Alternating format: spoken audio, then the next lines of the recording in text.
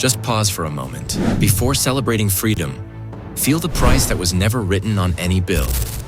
This story begins on that night, when a line drawn on a map brought down the walls of millions of homes and carved a crack in crores of hearts that has never healed to this day.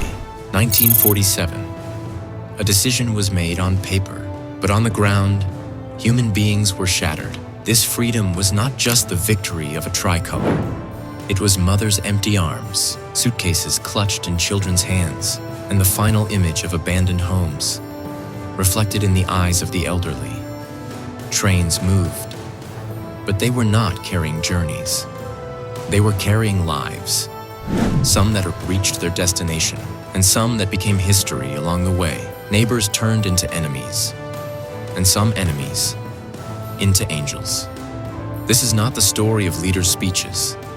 This is the story of a mother who bottled tomorrow in a flask of water, of a father who made a promise to the doorstep, whether I return or not, remember me, and of that young man who kept looking strong so his mother would not be afraid, while inside, his entire world had already fallen apart. This was not just the division of a nation, it was the division of relationships, of memories, of trust, and of humanity. Today, we are free, but in the foundation of that freedom, millions of unheard screams are still buried. This is the story of those who survived, but never truly returned home. This story begins in an India that had long been under British rule. The demand for freedom was growing stronger. Millions of people were part of movements, prisons were filling up, and a hope was floating in the air that one day the country would be our own, and so would our decisions. But along with this hope, a fear was also growing. Politics in the name of religion, cracks forming in trust, and an increasing distance between neighbors. None of this happened suddenly. For years, a thought was slowly planted in people's minds that we are different and they are different.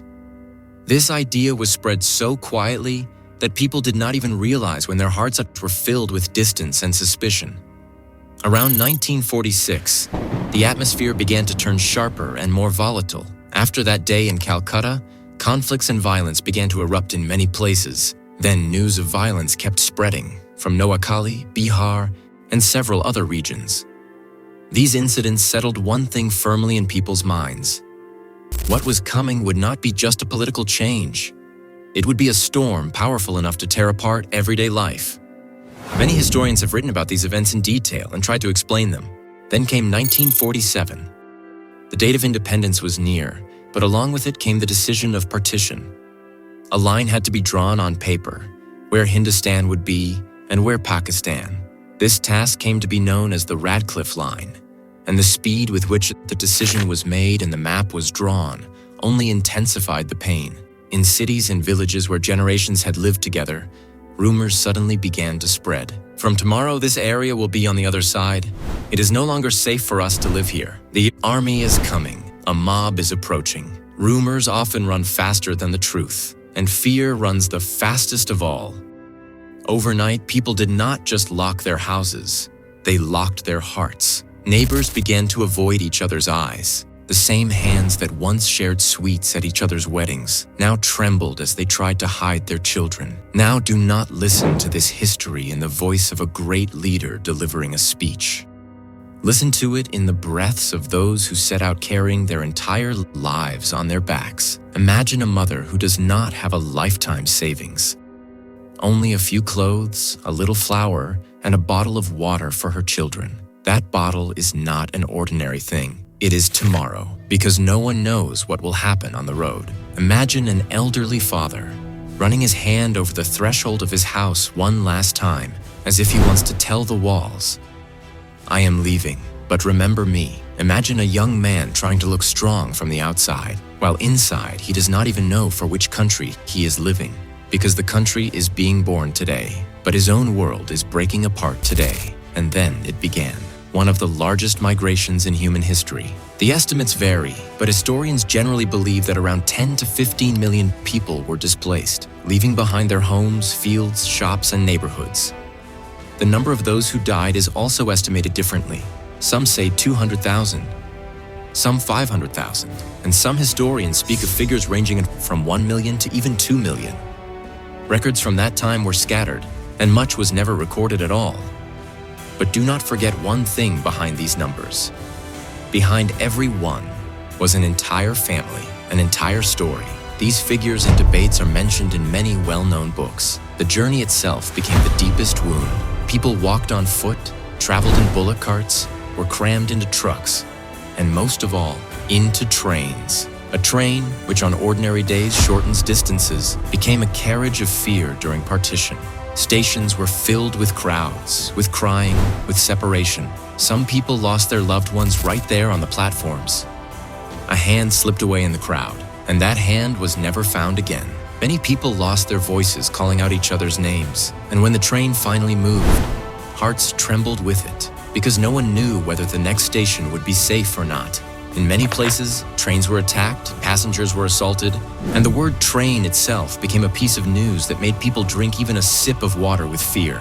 I will not describe these events in very harsh words, because pain deserves respect, not spectacle. But understand this much. At that time, travel was not just a journey. It was a bargain with fate. Along the roads, refugee camps were set up.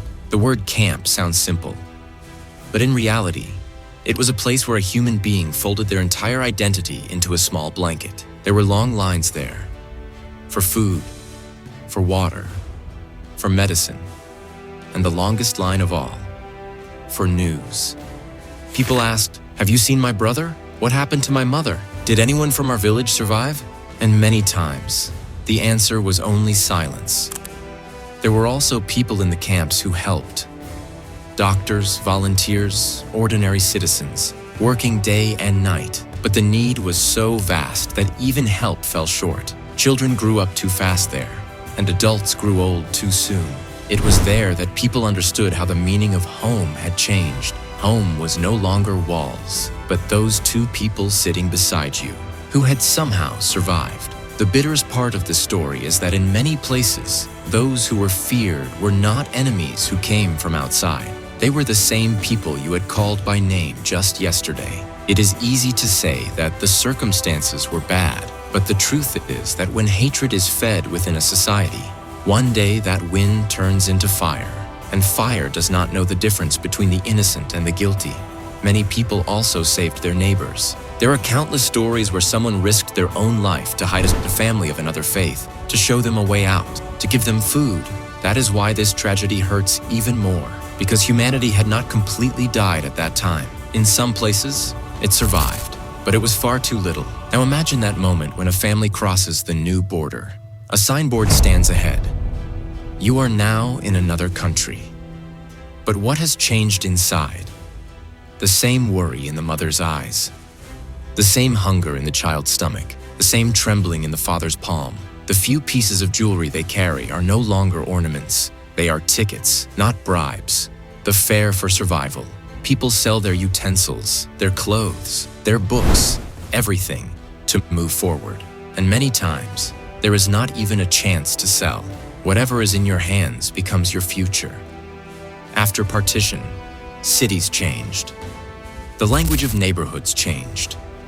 The lanes where Eid and Diwali were celebrated together now held silence, or a new kind of noise. The noise of new people, new compulsions. For many, freedom meant that they were now in their own country. But in that very country, a part of their heart was left across the border. So many people spent their entire lives saying, "We survived, but we never truly went back home." And home here was not just a house. It was memory. It was identity. It was the lane of childhood. It was a grandmother's soil in the graveyard. It was the blended sound of temple bells, mosque calls to prayer, and Gurudwara hymns.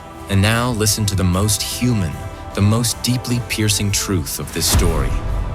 Partition was not only the division of land, it was the division of relationships, of friendships, of trust, of language, and most of all, of memories. Many people never told these stories to their children, because if they did, they would break down in tears. Some remained silent because there were no words for the pain. Some lived with anger, because anger is the easiest mask for sorrow. and some spent their entire lives asking, why couldn't we stay together? Why were the decisions not in our hands? Why did a single line cut our world apart? If you carry just one thing from this story within you, let it be this. History is not only the name of dates. History is the name of those people who suffer even without being at fault. The Partition of 1947 teaches us this. When politics becomes greater than human beings, when identity becomes greater than humanity, the first thing to break is home.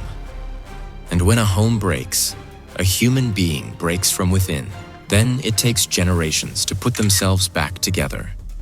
Today, when we celebrate freedom, it is necessary and right to do so. But along with that celebration, a moment of silence is also necessary. For those whose freedom cost them their entire lives, for the children who carried suitcases instead of toys, for the parents who kept the house key with them, but left the door behind, and for those who witnessed the birth of two nations, but lost the country of their heart on that very day.